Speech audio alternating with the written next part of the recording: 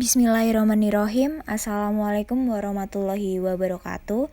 Saya Tafina Arum Fadila dengan NIM 202111276 dari kelas 3H Hukum Ekonomi Syariah akan memaparkan materi mengenai sejarah hukum Islam dalam pandangan pakar hukum Islam. Di dalam sejarah hukum Islam dalam pandangan pakar hukum Islam ini terdapat 3 konsepsi. Yang pertama yaitu konsepsi formal substantif hukum Islam. Konsep Islam yang dimaksud ialah konsep-konsep yang berasal dari sumber hukum Islam, yaitu Al-Quran, Al-Hadis, Ijtihad, atau pemikiran para ulama. Menurut pakar, yang pertama yaitu pemikiran sketch. Konsep hukum Islam dibatasi oleh ruang dan waktu, yakni hukum Islam sebelum periode Umayyah yang memiliki karakteristik hukum yang bersifat normatif sebagai hukum suci, dan perbatasan hukum Islam pada akhir pemerintah Umayyah yang bersifat teknis dalam tatanan hukum positif. Yang kedua yaitu menurut konsepsi Islam. Pembahasan hukum Islam tidak terlepas dari terminologi fikih dan syariah. Pada masa awal Islam, kata fikih dipergunakan sebagai pemahaman terhadap hukum-hukum agama secara keseluruhan, yaitu semua hukum yang disyariatkan oleh Allah untuk para hambanya yang berhubungan dengan keimanan dan keyakinan. Dalam pembahasan fikih dan syariah, menurut Juhaya, penggunaan istilah fikih pada awalnya mencakup hukum agama secara keseluruhan, yaitu hukum keyakinan atau aqaid dan hukum praktis atau amaliyah serta akhlak. Menurut Abu Hanifah mengatakan bahwa fikih sebagai pengetahuan tentang hak-hak dan kewajiban manusia. Hukum-hukum itu berkaitan dengan perasaan atau akhlak. Seperti 1. Kewajiban untuk jujur. 2. Hukum-hukum amaliyah yang berkenaan dengan masalah ibadah. 3. Muamalah seperti kewajiban berpuasa dan memperbolehkannya jual beli. Selanjutnya, Umar Sulaiman menjelaskan secara rinci perbedaan antara syariat dan fikih sebagai berikut. Yang pertama, syariat bersifat sempurna dan tidak berubah, sedangkan fikih terus berkembang dan berubah menurut perbedaan tempat, masa, dan orang yang memahaminya. Kedua, kesamaan syariat dengan fikih terletak pada hasil ijtihad fikih yang benar, sedangkan ijtihad fikih yang salah tidak dapat disamakan dengan syariat. Ketiga, syariat bersifat umum dan universal. Keempat, ketentuan syariat menjadi keharusan bagi manusia untuk melaksanakan dan meninggalkannya tanpa mengenal ruang dan waktu. Sedangkan fikih yang dipahami seseorang tidak menjadi keharusan bagi orang lain untuk mengikutinya. Kelima, hukum syariat kebenarannya mutlak, sementara pemahaman fuqaha memiliki kemungkinan untuk salah. Menurut Juhaya S. Praja, membahas fikih tidak terlepas dari 2 dimensi. Yang pertama, hukum Islam berdimensi ilahiyah karena diyakini sebagai ajaran yang bersumber dari Yang Maha Suci, Maha Sempurna, dan Maha Benar. Dalam dimensi ini, hukum Islam diyakini oleh umat Islam sebagai ajaran suci karena bersumber dari Yang Maha Suci dan sakralitasnya senantiasa dijaga. Yang kedua, hukum Islam berdimensi insaniyah. Dalam dimensi ini, hukum Islam merupakan upaya manusia secara sungguh-sungguh untuk memahami ajaran yang dinilai suci dengan melakukan 2 pendekatan, yaitu pendekatan kebahasaan dan pendekatan maqasid.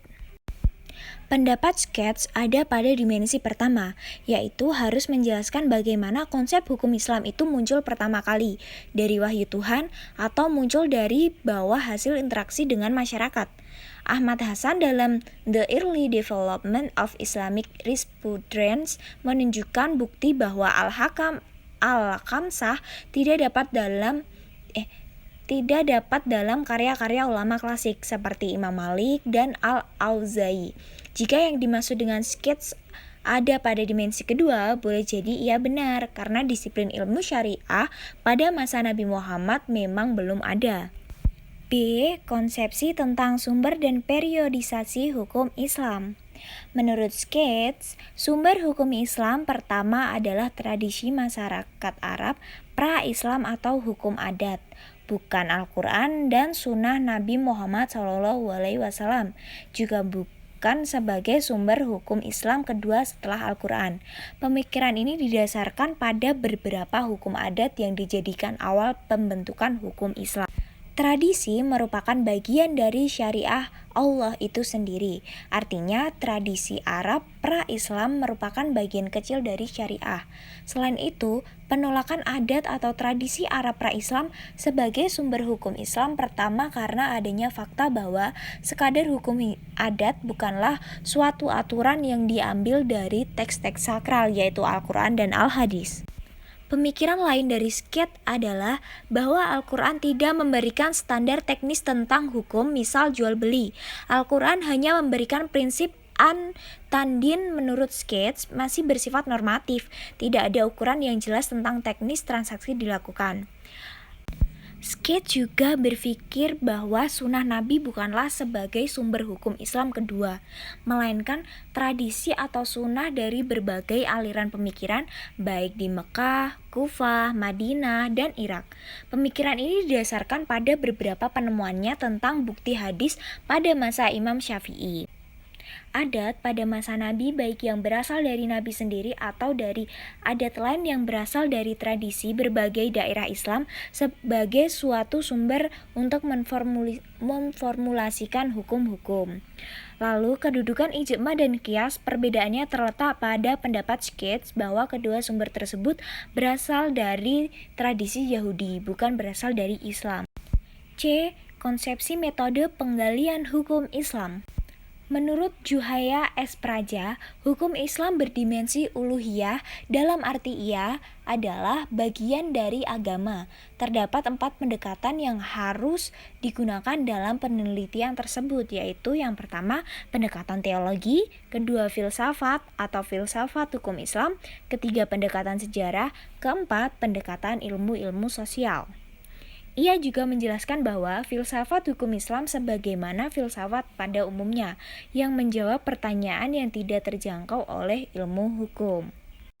Kegunaan dari filsafat hukum Islam terhadap penelitian hukum Islam yaitu untuk menjelaskan dan memberikan pengetahuan hukum Islam secara utuh kepada yang mengkajinya. Selanjutnya, menurut Skate dapat memahami filsafat hukum Islam dengan 2 pendekatan, yaitu pendekatan sejarah dan pendekatan ilmu sosial. Namun, kesimpulannya, memahami hukum Islam tidak hanya bisa didekati dengan 2 pendekatan seperti yang telah dilakukan oleh Skate, tetapi perlu pendekatan yang komprehensif yang melibatkan semua pendekatan seperti pendekatan teologi, pendekatan filsafat, pendekatan sejarah, pendekatan ilmu-ilmu sosial, serta bisa didekati dengan pendekatan bahasa dan maqasid syariah. Sekian pemaparan materi dari saya. Apabila ada salah kata atau pengucapan dalam penyampaian materinya, saya mohon maaf yang sebesar-besarnya. Billahi taufiq wal hidayah. Wassalamualaikum warahmatullahi wabarakatuh. Terima kasih.